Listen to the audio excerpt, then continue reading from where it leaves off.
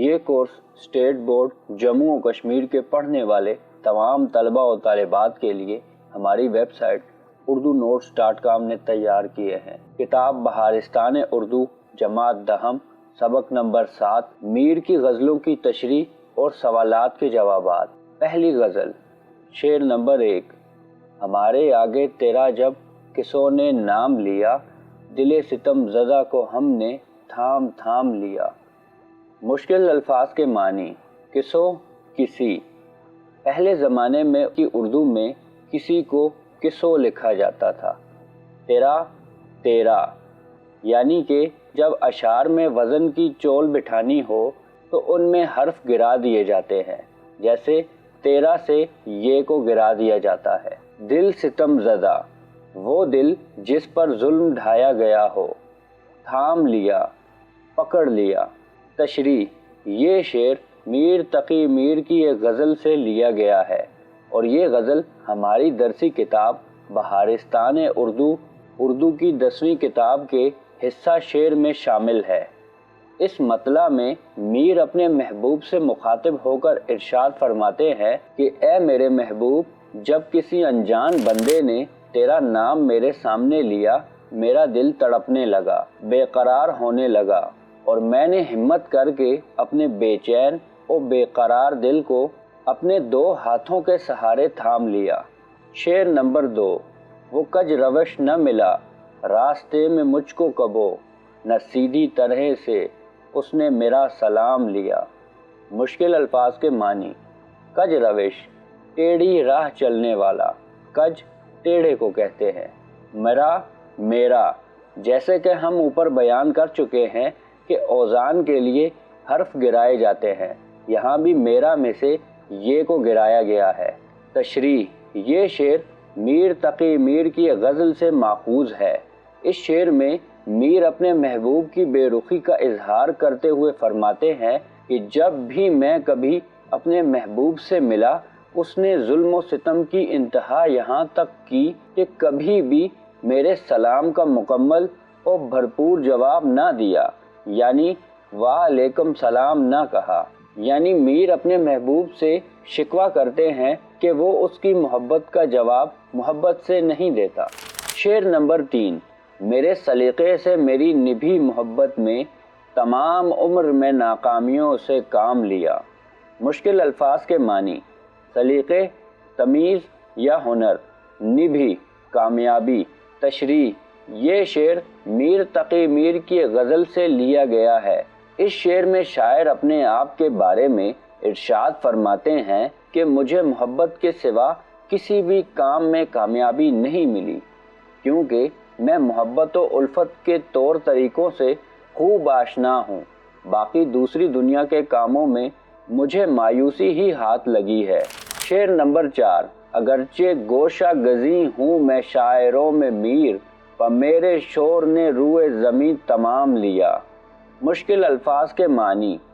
گوشہ گزیں، تنہائی میں بیٹھنے والا۔ تشریح، یہ شعر میر تقی میر کی غزل کا آخری شعر ہے۔ اس مقطع والے شعر میں میر فرماتے ہیں کہ اگرچہ مجھے دنیا اور دنیا بھر کی شاعری اور شاعروں میں زیادہ اونچا مقام اب تک نہیں ملا، مگر پھر بھی میرے اشعار پوری دنیا میں کافی مقبولیت حاصل کر چکے ہیں، اور ان اشعار کی بدولت سے میری شہرت بھی آگے بڑھ رہی ہے۔ غزل نمبر 2۔ پہلا شعر۔ ہنگامہ گرم کن جو دلے نا صبور تھا، پیدا ہر ایک نالے سے شور نشور تھا۔ مشکل الفاظ کے معنی۔ ہنگامہ گرم کن، فتنہ و فساد کو بڑھانے والا۔ نا صبور، بے صبر۔ شور نشور، قیامت کا شور۔ تشریح، یہ شعر میر تقی میر کی غزل کا مطلع ہے۔ اس شعر میں میر اپنے محبوب کے ظلم و ستم کا بیان کرتے ہوئے فرماتے ہیں کہ میرا دل محبوب کے ظلموں کی وجہ سے اب بے صبر ہو گیا ہے، اور میرے دل سے ہر اٹھتی ہوئی آہ و فریاد سے اب ایک قسم کی قیامت برپا ہوتی ہے۔ شعر نمبر 2۔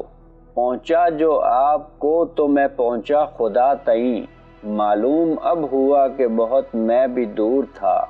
مشکل الفاظ کے معنی: تئیں، تک یا تلک۔ تشریح: یہ شعر میر تقی میر کی غزل سے لیا گیا ہے۔ اس شعر میں شاعر اپنے آپ کے بارے میں ارشاد فرماتے ہیں کہ جب میں نے اپنے پیر و مرشد کا ہاتھ تھاما اور اس کی بیعت اختیار کی تو انہوں نے مجھے خدا کے بارے میں پوری واقفیت اور آگاہی عطا کی، جس سے میں اپنے حقیقی معبود برحق کو پہچان گیا، ورنہ میں اپنے پیر و مرشد کا ہاتھ تھامنے سے پہلے خدا کی ربوبیت سے بالکل ناواقف تھا۔ شعر نمبر 3۔ آتش بلند دل کی نہ تھی ورنہ اے کلیم، یک شعلہ برق خرمن صدقو ہے طور تھا۔ مشکل الفاظ کے معنی: آتش آگ، برق بجلی، خرمن وہ روشنی جو آفتاب کے ارد گرد دکھائی دیتی ہے، صد 100 جیسے صدی 100 سال کو کہتے ہیں، کلیم حضرت موسیٰ علیہ السلام کا لقب، یعنی آپ علیہ السلام رب العالمین سے کلام کرتے تھے، اسی بنا پر آپ علیہ السلام کو کلیم اللہ کہا جاتا ہے۔ تشریح: یہ شعر میر کی ایک غزل سے ماخوذ ہے، اس میں صنعت تلمیح کا استعمال کیا گیا ہے۔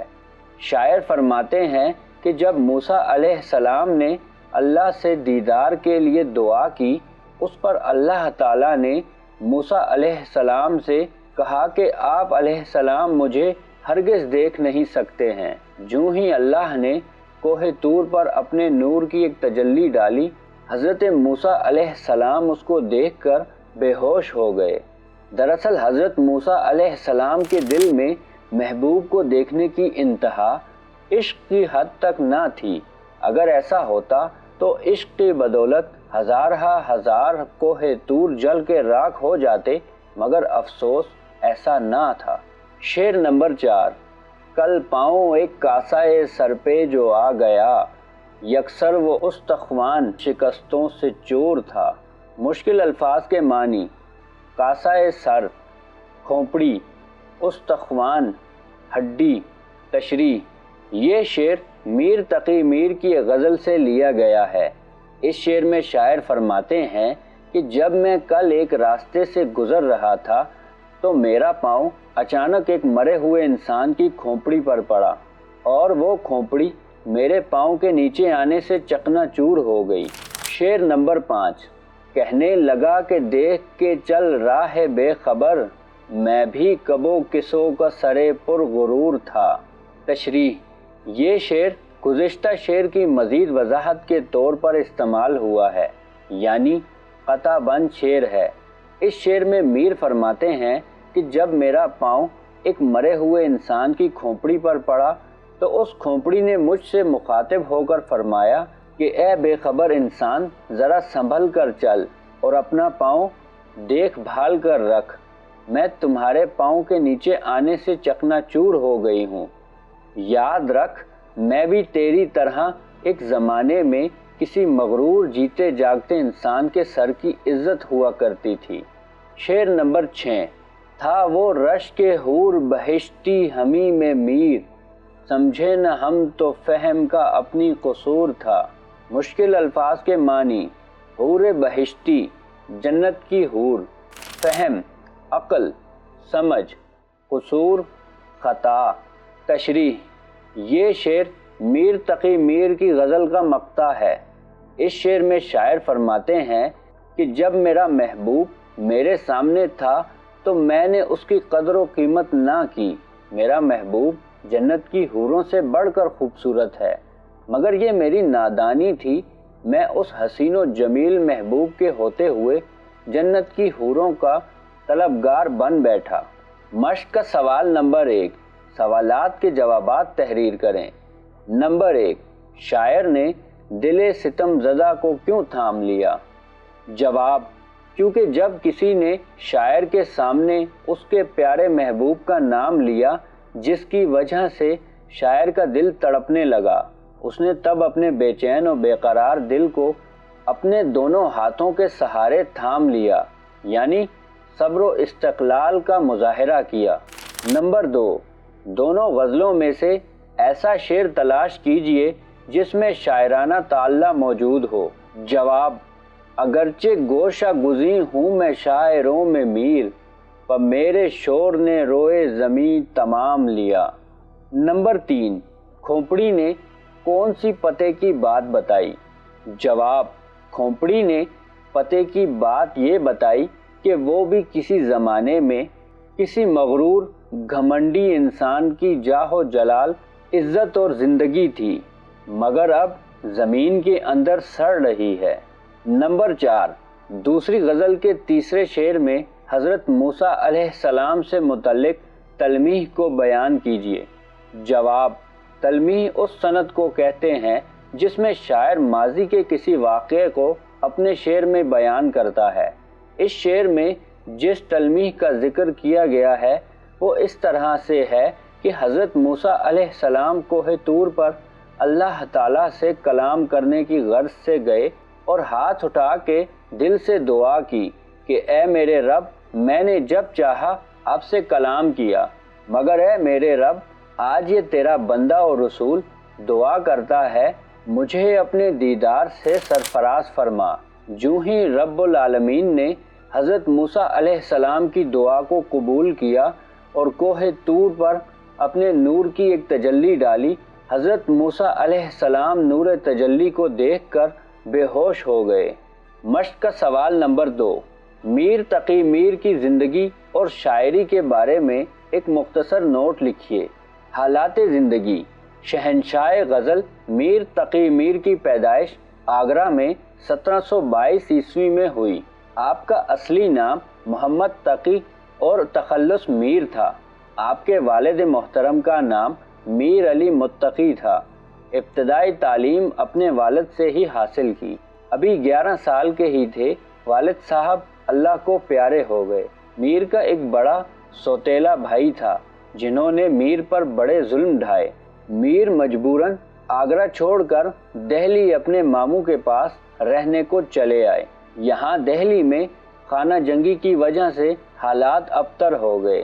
میر دہلی کو بھی خیر آباد کہہ کر لکھنؤ چلے آئے۔ یہیں پر اپنی باقی تمام تر زندگی کے دن گزار دیے۔ بالآخر اس فانی دنیا کو لکھنؤ میں 1810 عیسوی میں خیر آباد کہہ کر چلے گئے۔ میر تقی میر کو شاعر غم کہا جاتا ہے۔ میر کی زندگی جس ظلم، ستم و کرب میں گزری، اس کا اثر ان کے کلام پر بھی پڑا۔ میر نے یوں تو ہر صنف میں تباہ آزمائی کی، مگر غزل کو انہوں نے اپنی فکر سے ترقی کی بلندیوں تک پہنچایا۔ میر کی کلیات 6 دواوین پر مشتمل ہے۔ دواوین دیوان کی جمع ہے۔ آپ نے غزلوں کے علاوہ کئی مثنویاں اور مرثیے بھی تحریر کیے ہیں۔ اردو شعراء کا پہلا تذکرہ نقات الشعراء اور خود نوشت ذکر میر بھی ان کی یادگار ہیں۔ اس طرح کے تمام نصابی اسباق اور حل شدہ مشقوں کے لیے ہماری ویب سائٹ urdunotes.com پر وزٹ کریں۔